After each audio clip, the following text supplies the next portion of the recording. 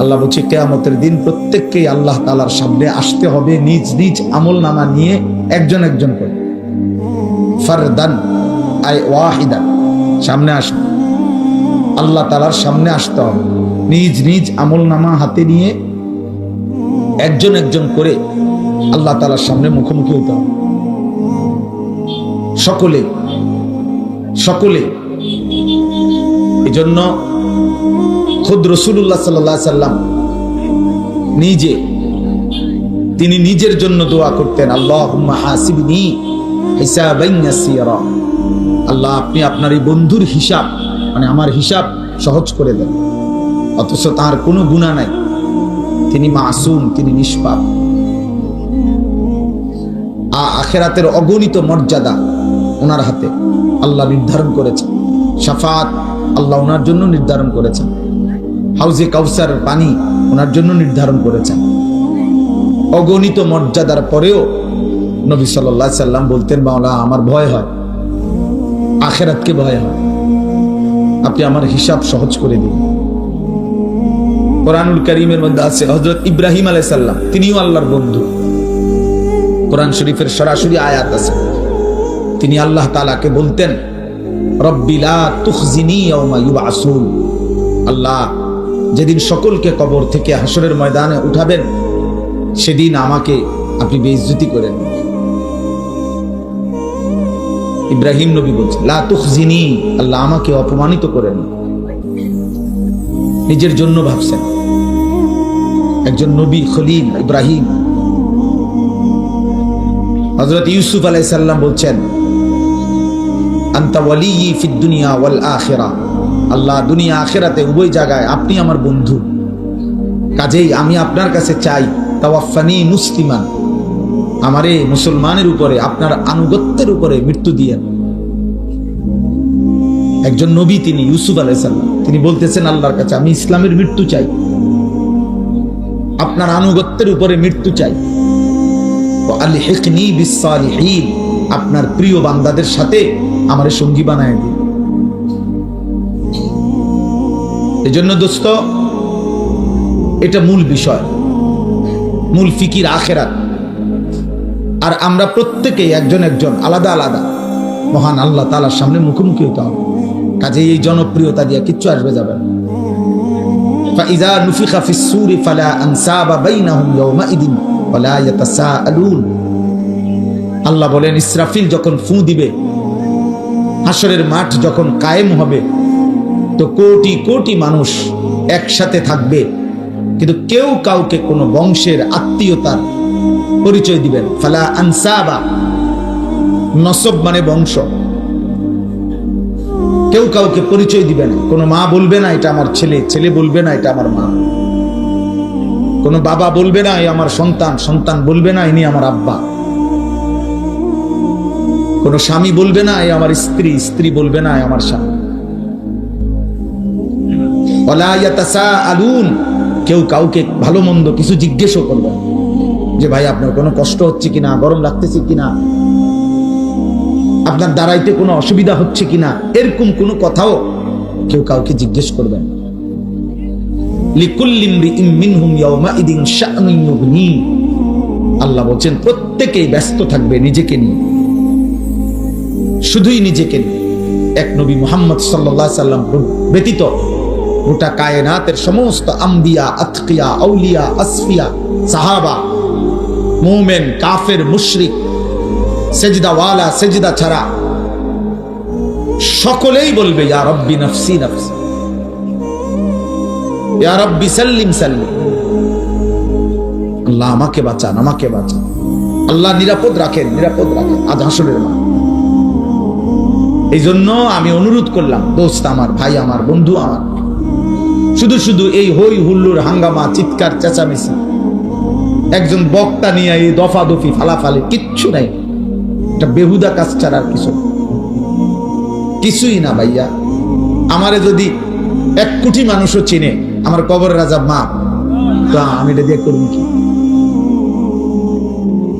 আমি তো বুটে খারাইছি না।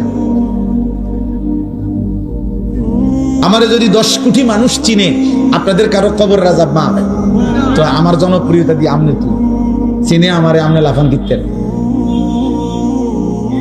বলে। তাইলে জনপ্রিয়তা দিয়ে আখিরাতের বিবেচনায় পরকালের বিচারে আমার কি ফায়দা, আপনাদের কি ফায়দা? কারো কোনো ফায়দা নেই। ধোকা ধোকা। ওয়ামাল হায়াতুদ দুনিয়া ইল্লা মাতাউল গুরুর। দুনিয়ার সব আয়োজন আল্লাহ বলছে ধোকা ধোকা ধোকা। হাসিটাও ধোকা, কান্নাটাও ধোকা, সব ধোকা। সুখের আয়োজনও ধোকা, দুঃখের আয়োজনও ধোকা।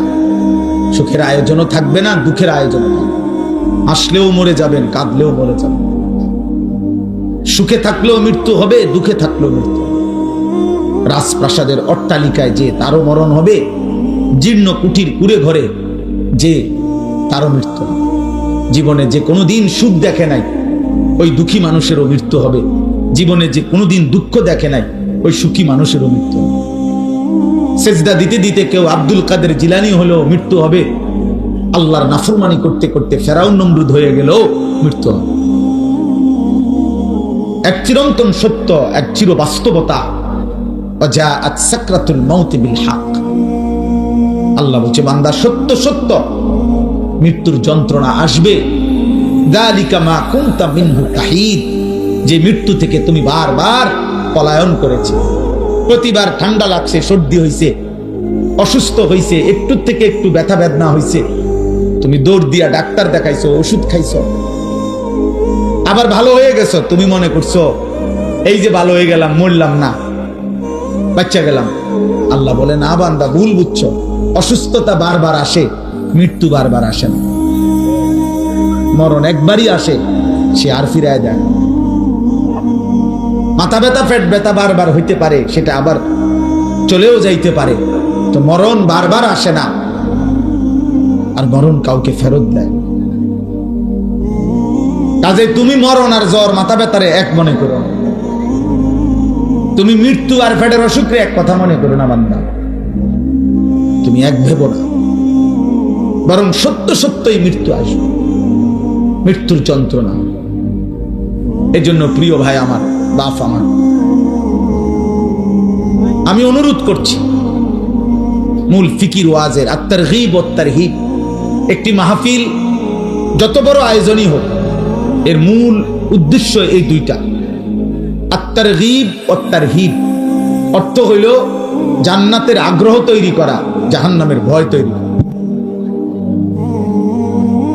আল্লাহ কোরআনে বলেছেন ওয়া আনজালনা ফিহা আয়াতিন বাইয়িনাত লাআল্লাকুম তাযাক্কারুন।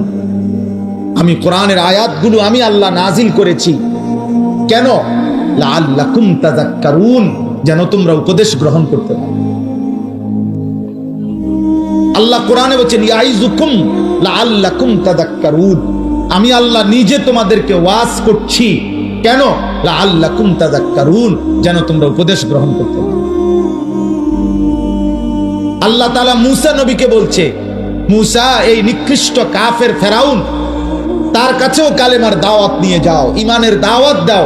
কেন? আল্লাহ নিজে বলছে লাআল্লাহু ইয়াতাযাক্কারু আও ইয়াখশা, হয়তো সে উপদেশ গ্রহণ করবে অথবা আমি আল্লাহকে ভয় করব। এক কাফেরের কাছে, মুশরিক নিকৃষ্ট কাফের, যে আল্লাহ দাবি, খোদা দাবি করছে নিজেকে, এমন খোদা দাবিদার, তার কাছে পর্যন্ত আল্লাহর কথা পেশ করার মাকসাদ আল্লাহ নিজে বলছে যে সে যেন উপদেশ গ্রহণ করে অথবা আল্লাহকে ভয় করে। তাহলে আমাদের কাছে উদ্দেশ্য কি? তাই আমাদের কাছে উদ্দেশ্য কি? একটা প্রদর্শন, এটা দেখাই দিলাম আমরাও পারি, এটাই মাকসাদ। কথা বলেন না?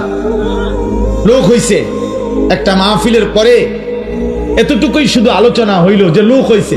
হ্যাঁ, তো লোক হইছে, তো এখন মাশাআল্লাহ অনেক লোক হইছে। এরপরে কি হইছে?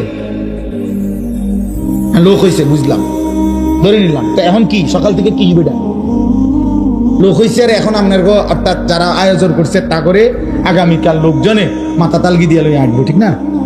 লোক হইছে না? তো এটা কি বলেন? তাইলে বিষয়টা এটা না। লোক কম না বেশি, আমি 4 জন মানুষের সামনে বয়ান করছি, 3 ঘন্টা 70 জন মানুষ গুণা, 50 জন মানুষ, 20 জন মানুষের সামনে 4 ঘন্টাও বয়ান করছি একটা সময়, সেই আরো 10 বছর আগে, 15 বছর আগে।